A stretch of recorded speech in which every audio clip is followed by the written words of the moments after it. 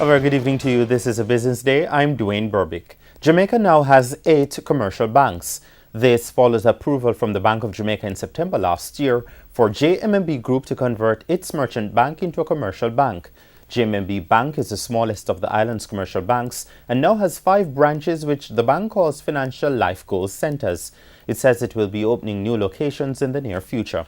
The bank ended the last financial year on a high note with profits of $805 million. It said the change over to a commercial bank will result in it being able to provide integrated financial services for its clients. Radio Jamaica reports it made a $47 million loss between April and June. That was a reversal from the $54 million profit it recorded during the same period a year ago. Radio Jamaica, which is a parent company of TVJ, says while it saw positive results in cost management, a significant downturn in revenues across all segments impacted its financial result.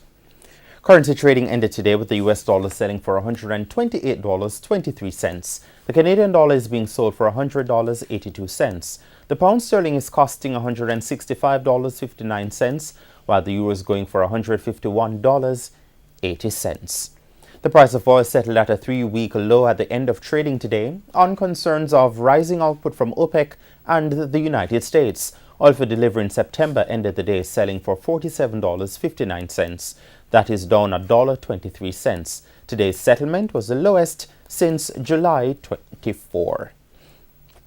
Stocks ended mostly higher today, but declines in the price of Carreras and several financial stocks led the main JSE market index down more than 470 points, while the junior market index gained 45. The winners of the day included Burita Investments, Cable and Wireless, Express Catering, Jamaica Brawlers, Kingston Wharves, Pan Jam, and Stationery and Office Supplies.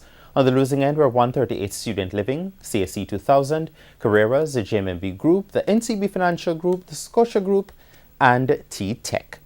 And that's the business day. I'm Dwayne Burbick. Good evening.